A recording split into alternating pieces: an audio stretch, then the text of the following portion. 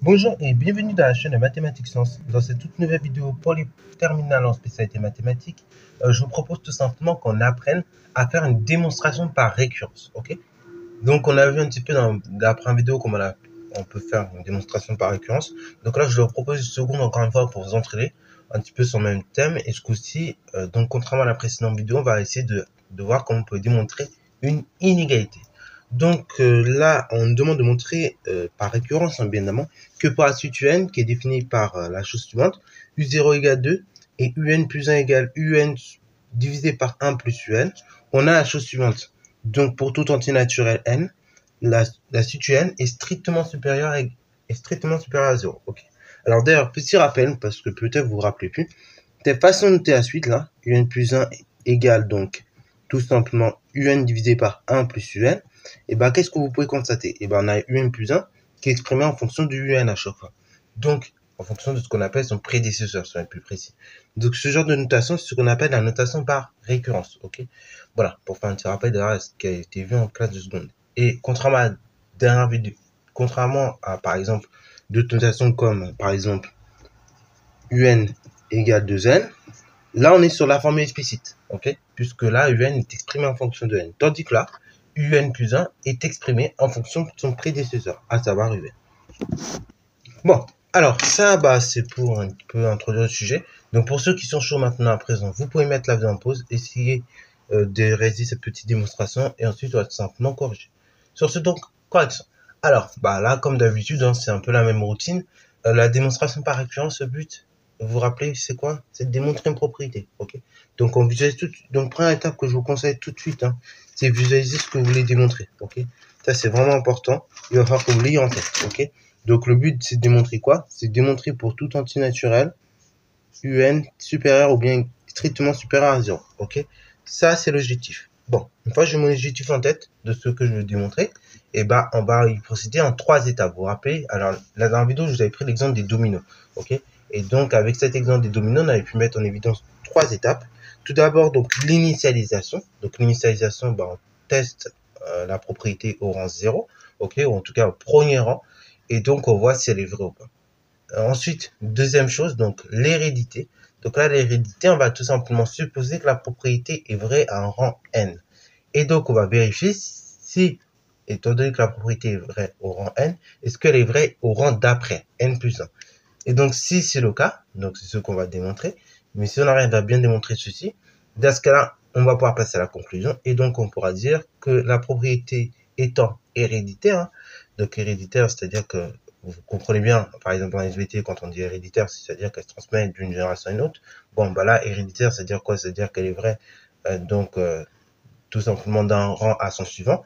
Ok, donc on va pouvoir considérer que cette propriété est vraie pour tout entier naturel. Ok, puisque là, bien évidemment, mon rang n sur lequel je veux me placer, il est arbitraire. Enfin, il est arbitraire, ok? Il n'est pas fixe en fait.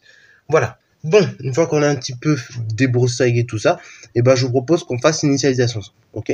Donc l'initialisation. Alors pareil, j'ai oublié de préciser aussi dans la vidéo, mais important de rédiger vraiment comme je le fais, ok? C'est bien de noter initialisation, hérédité et conclusion, ok? Je vais pas le répéter, mais voilà, c'est vraiment important de rédiger comme ceci. Alors on teste la propriété au premier rang. Là ici, on s'intéresse à tout entier naturel, n. Donc du coup, tout simplement, la propriété, on va la tester pour n égale 0. Donc, pour n égale 0, il se trouve que U0, il m'est déjà donné, ok? U0, c'est égal à 2. Donc, U0 égale 2, qui est bien strictement supérieur à 0, ok? Ainsi, tout simplement, la propriété est vraie au rang n égale 0. Ça, c'est pour l'initialisation. Voilà, tout fait, c'est fini. Maintenant, donc, hérédité. C'est là où on va avoir un petit peu de travail. Donc, hérédité, rappelez-vous une chose, l'hérédité, c'est curiosité. C'est-à-dire quoi? C'est-à-dire que clairement, l'hérédité, tout simplement, on va supposer que la propriété est vraie au rang n. Et on va préciser de quelle propriété. Ça, c'est vraiment important que vous ayez en tête de faire cette chose-là. Donc, tout simplement, on suppose que la propriété est vraie, donc au rang n. Et donc, on précise de quelle propriété il s'agit, donc c'est-à-dire tout simplement un strictement supérieur ou égal à 0. Donc, montrons, ça c'est la deuxième étape, que cette propriété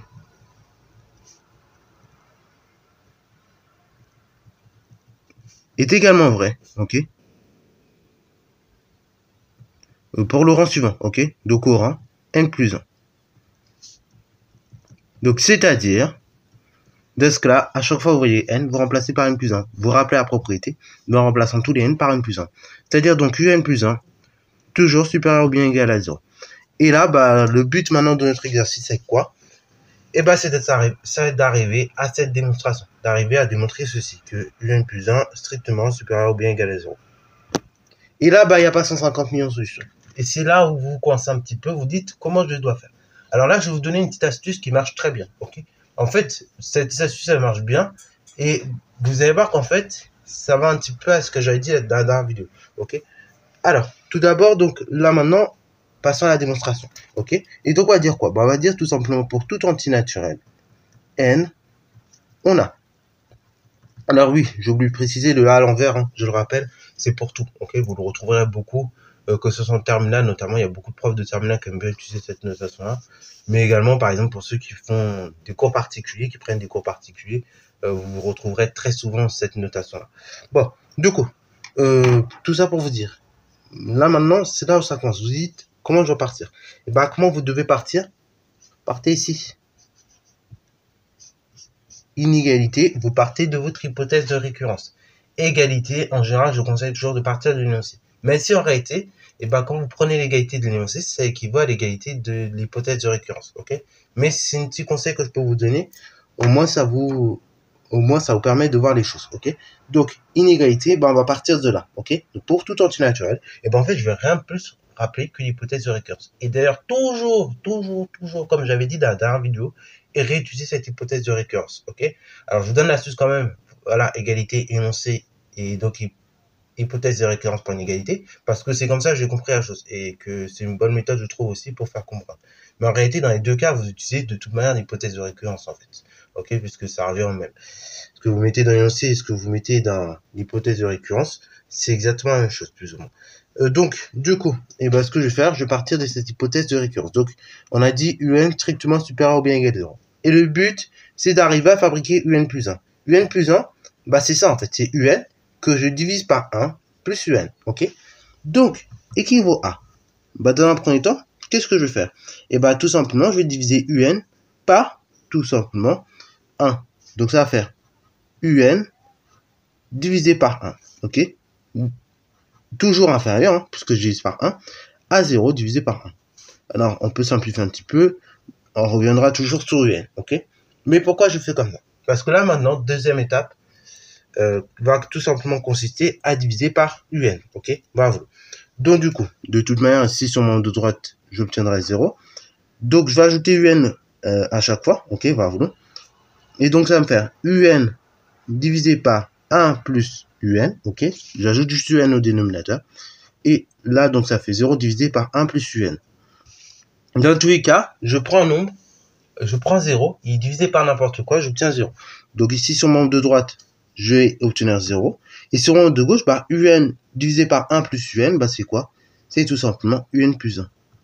Le inférieur strictement supérieur à 0. Ok? Ah bah tiens, qu'est-ce que je voulais démontrer? C'était ça, hein? Un plus 1 strictement supérieur à 0. Ok? Donc, je suis arrivé à montrer cette propriété-là. C'est super. Donc, eh ben, on peut dire qu'elle est héréditaire. Et ainsi, va passer à la conclusion. Donc, conclusion. La propriété est vraie au rang n plus 1. Donc, par conséquent, pour tout antinaturel grand N, pour tout antinaturel d'ailleurs, dans ce cas-là, on a la chose suivante, un strictement supérieur ou égal à 0. Ok? Voilà, voilà. Donc, c'est tout pour cette petite vidéo. J'espère qu'elle t'a plu. Si c'est le cas, n'hésite pas à la liker, commenter et voir notre station en mathématiques et en sciences.